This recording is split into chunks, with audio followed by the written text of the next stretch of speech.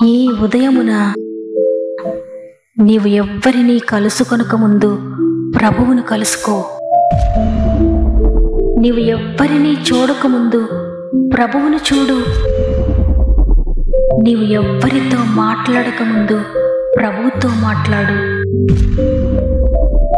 నీవు దేనిని వెదకకముందు ఆయన రాజ్యమును, నీతిని వెదకు.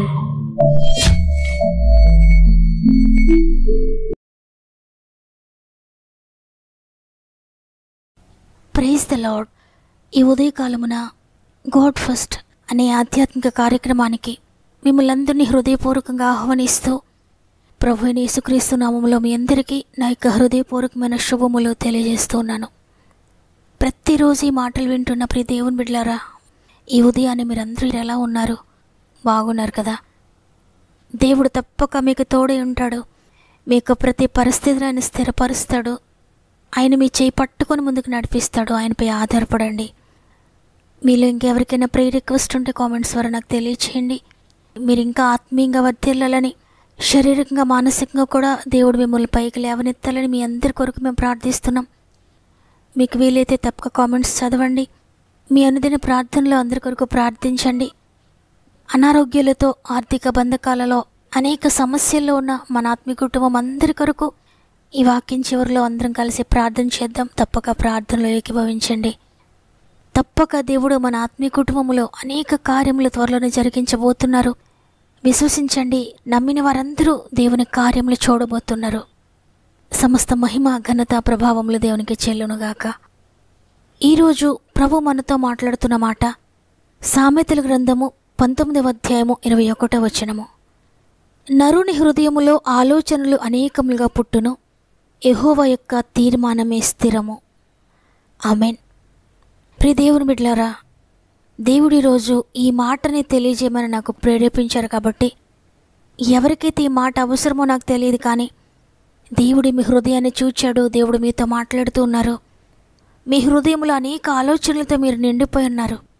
ఏ ఆలోచన స్థిరమైందో మీకు తెలియక, ఏ ఆలోచన గుండా వెళ్ళాలో మీకు తెలియక మీ హృదయంలో సతమతం అవుతూ ఉన్నారు. అవును, మనుషులంగా ఈ లోకంలో అందరూ కూడా వారి ఫ్యూచర్ గురించి ఎన్నో ప్లాన్స్ వేసుకుంటూ ఉంటారు.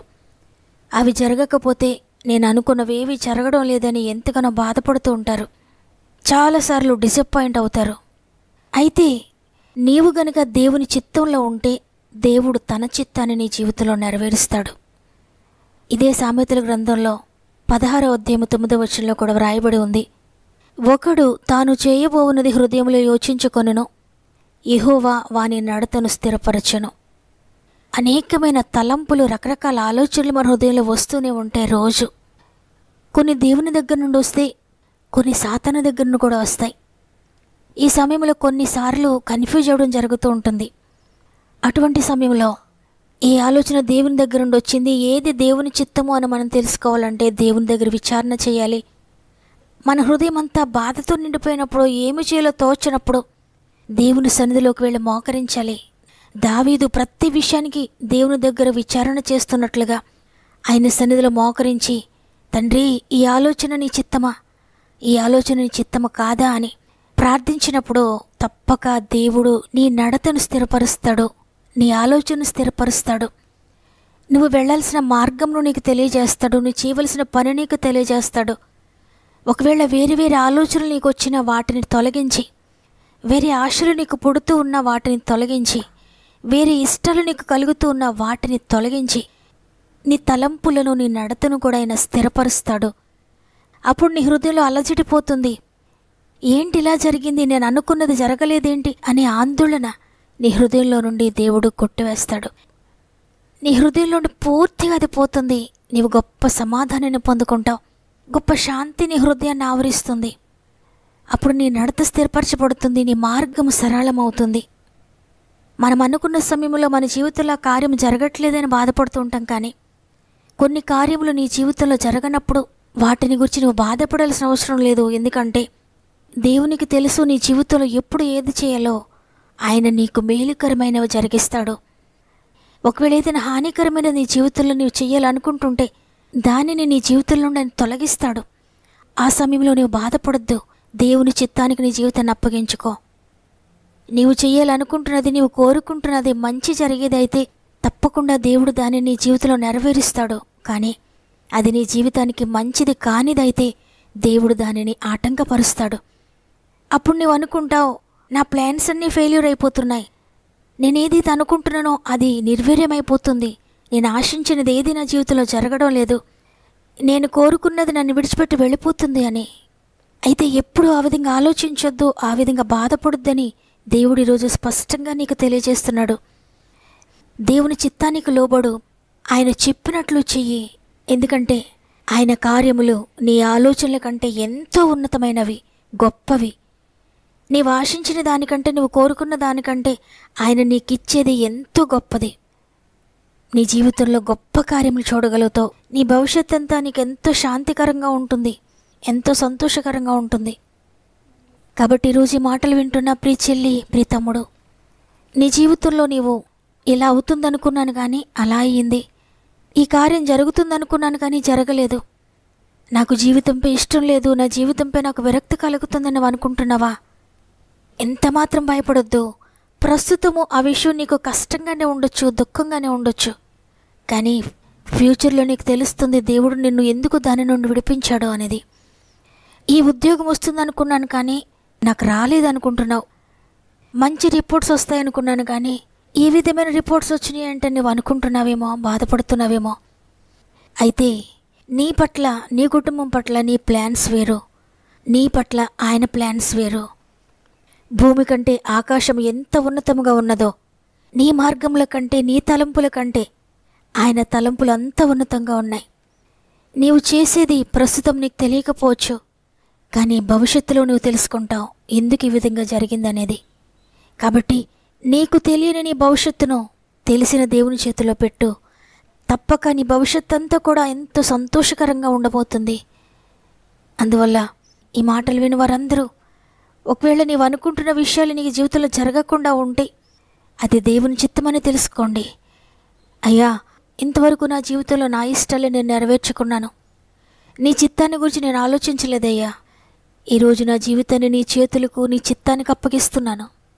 నీ చిత్తమే నా జీవితంలో జరిగించండి, నీ యొక్క తీర్మానమే నా జీవితంలో స్థిరపరచండి. నా ఇష్టం కాదయ్యా, నీ ఇష్టమే నా ఇష్టమయ్యా అని దేవుని చేతులకు సమర్పించుకుంటూ ఒక్క నిమిషం ప్రార్థన చేద్దామా? మీరెక్కడ ఉన్నా మీకు అనుకూలమైతే ఒక్క నిమిషం నాతో మోకరించండి. ప్రేమగల తండ్రి, నీకు వందనాలు అయ్యా. నీ కృప చేత మరి ఒక దినమును చూడడానికి సహాయం చేశావు. మా ఆయుష్కాలంలో మరి ఒక దినముని యాడ్ చేశారు. నీకు వందనాలు. ఈరోజు నీ మాటతో మమ్మల్ని బలపరిచారు. మీకు అనేకమైన ఆలోచనలు పుట్టొచ్చు, కానీ నా ఆలోచన నీ జీవితంలో స్థిరపరుస్తాను, ఎందుకంటే అది నీకు మేలు. నీవు కోరుకుంటున్న విషయము నీ ఫ్యూచర్లో నీకు సంతోషాన్ని ఇవ్వదు. అందువల్లే నేను దానిని తప్పిస్తున్నాను, నువ్వు బాధపడొద్దని ఈరోజు మాట్లాడారయ్యా. ఎవరితో ఈ మాట మాట్లాడాలనుకున్నారో, ఎవరి హృదయాన్ని మీరు దర్శించారో, ఎవరికి వాక్కును దయచేశారో వారి హృదయాల్లో నీ తీర్మానంను స్థిరపరచండి, నీ చిత్తాన్ని స్థిరపరచండి. వారి ఆలోచనలు జరగడం లేదని ఎవ్వరూ కూడా దిగులు పడకూడదయ్యా. వారు చేయాలనుకున్నవి చేయలేకపోతున్నానని దిగులు నుండి విడిపించండి. వారి ఆత్మీయ నేత్రాలకు గుడ్డితనం కలుగు చేస్తున్న చీకటి అంధకారపు శక్తులను యేసు నామములో గద్దిస్తూ ఉన్నాను. ప్రతి ఒక్క బిడ్డను విడిచిపెట్టి పొమ్మని. తండ్రి, నీకు వందనాలు. ప్రత్యేకంగా అనేక మంది బిడ్డలు వారి ప్రార్థన విన్నపము మాకు తెలియచేస్తున్నారు. అందరం కలిసి ప్రతి ఒక్కరి కొరకు ప్రార్థిస్తున్నామయ్యా. ప్రార్థన ఆలకించేవాడా, త్వరలోనే మీరు మా ప్రార్థనలన్నిటికీ జవాబులు దయచేస్తున్నారు నమ్ముతున్నాను తండ్రి. అనేక మంది పాపంలో, శాపంలో ఉన్నారు. ప్రతి ఒక్కరిని విడిపించండి అయ్యా. రక్షణ కార్యములు ప్రతి కుటుంబంలో జరిగించండి. ప్రతి కుటుంబాన్ని దర్శించండి. మానసికంగా నలిగిపోతున్న బిడ్డలు లేవనెత్తండి అయ్యా. అనారోగ్యంతో బంధింపబడి ఉన్న ప్రతి బిడ్డను కూడా మీరు పూర్తిగా విడిపించండి. ఏ చీకటి శక్తి వారిని బంధించి ఉంచాడో ప్రతి చీకటిని కూడా యేసునామములో అణచివేస్తున్నాను. ప్రతి రోగపు శక్తి నుండి విడుదల ప్రకటిస్తున్నాను యేసునామములో. ఆర్థిక బంధకాల నుండి విడిపించండి తండ్రి. యేసునామములో ప్రతి అప్పు నుండి కూడా విడిపించండి. ఎవరైనా ధనం ఇవ్వవలసిన వారు ఒకవేళ ఇవ్వకుండా వారిని బాధిస్తూ ఉంటే వారి హృదయాలలో మీరు కార్యం చేయండి. మీరు మాట్లాడండి. ధనాన్ని తిరిగి రెస్టోర్ చేయండి. కోర్టు కేసెస్ నుండి విడిపించండి తండ్రి. అనేక సంవత్సరాలుగా నలిగిపోతూ ఉన్న అద్భుతకరమైన విడుదల దయచేయండి. ల్యాండ్ కేసెస్ నుండి విడిపించండి నాయన.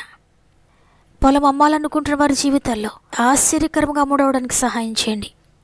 కొనాలనుకుంటున్న వారి జీవితాల్లో కూడా అద్భుతం చేయండి. స్వంత గృహాలు లేని వారికి చక్కటి గృహాలు దయచేయండి. గృహాలు కట్టుకుంటున్న వారికి మీరు తోడుగా ఉండండి తండ్రి. విడిపోయిన భార్యాభర్తలను తిరిగి కలపండి నాయన. తిరిగి సమాధానంతో నింపండి. విచ్ఛిన్నమైపోయిన కుటుంబాలను తిరిగి కట్టండి. ఉద్యోగాల్లో సమస్యలతో బాధపడుతున్న ప్రతి బిడ్డ జీవితాలు ప్రతి సమస్య నుండి విడిపించండి. ట్రాన్స్ఫర్స్ దయచేయండి ఆశిస్తున్న వారికి. ప్రమోషన్స్ దయచేయండి ప్రార్థిస్తున్న వారందరికీ. వివాహాలు జరగక దిగులుతో ఉన్న ప్రతి బిడ్డ జీవితంలో అద్భుతం చేయండి తండ్రి. అందరూ ఆశ్చర్యపోయే విధంగా చక్కటి వివాహాలు మీరు జరిగిస్తున్నారని నమ్ముతున్నాను. గర్భఫలం లేని బిడ్డల గర్భాలను తాకండి అయ్యా. నమ్మిన వారందరూ కూడా తప్పక పొందుకుంటారని నమ్ముతూ గర్భంతో ఉన్న బిడ్డలందరినీ కూడా ప్రత్యేకంగా చేతిలో పెడుతున్నాను. 9 నెలలు మీరు తోడుగా ఉండి చక్కటి సేఫ్ డెలివరీస్ దయచేయండి. ఎగ్జామ్స్ రాస్తున్న బిడ్డలను, ఎగ్జామ్స్ కొరకు ప్రిపేర్ అవుతున్న బిడ్డలందరినీ కూడా జ్ఞాపకం చేసుకోండి అయ్యా. నీ జ్ఞానాత్మతో నింపండి, జ్ఞాపక శక్తిని ఇవ్వండి, నీ ధైర్యాన్ని ఇవ్వండి, నీ బలమును దయచేయండి. నీ దూతలను తోడుగా ఉంచి ముందుకు నడిపించండి. ఎవరైనా ఉద్యోగాల కొరకు ఇంటర్వ్యూస్కి వెళ్తూ ఉంటే మీరు తోడుగా ఉండండి. ఈరోజు పుట్టినరోజులు, పెండ్లి రోజులు జరుపుకున్న వారందరినీ కూడా ప్రత్యేక నీ చేతులు పెడుతున్నాను. ఈ నూతన సంవత్సరంలో నూతనమైన ఆత్మీయ ఆశీర్వాదాలతో నింపండి. ఈ నూతన దినమును ప్రారంభిస్తుండగా మా ఆత్మీయ కుటుంబం అంతటికీ తోడై ఉండండి. వారు చేసే ప్రతి ప్రయాణంలో మీరు తోడుగా ఉండండి. వారు వెళ్ళే ప్రతి స్థలములో నీ దూతలను తోడుగా ఉంచండి. వారి ప్రతి ప్రయత్నమును కూడా ఆశీర్వదించండి. వ్యాపార ప్రయత్నాలను ఆశీర్వదించండి. వ్యవసాయాలను ఆశీర్వదించండి. చేతి పనులను దీవించండి. ప్రతి పని పట్లలో కూడా మీరు తోడుగా ఉండండి. ప్రతి ప్రయత్నములు మీరు తోడుగా ఉండి నడిపిస్తారని యేసయ్య పరిశుద్ధమైన నామములో అడిగి వేడుకొంచున్నాను తండ్రి. ఆమెన్. నేను ఏ ప్రయత్నం చేసినా అన్నీ ఫెయిల్ అయిపోతున్నాను, ఏది నాకు సంతోషాన్ని ఇవ్వడం లేదని డిసప్పాయింట్ అవుతున్నా ప్రియ చెల్లి, ప్రియ తమ్ముడు, ఆయన నీ మార్గంను స్థిరపరచబోతున్నాడు. నీకు బ్రైట్ ఫ్యూచర్ ఆయన ఇవ్వబోతున్నాడు. ఈ వాగ్దానాన్ని రిసీవ్ చేసుకోండి నమ్మకంతో. ఈ వాగ్దానం నా కొరికే, నాతో మాట్లాడే దేవుడు అన్న వారందరూ కూడా ఆమెనని కామెంట్ చేయండి. తప్పక వాగ్దానాన్ని లైక్ చేయండి. మీకు అనుకూలమైతే మీకు తెలిసిన వారందరికీ షేర్ చేయండి.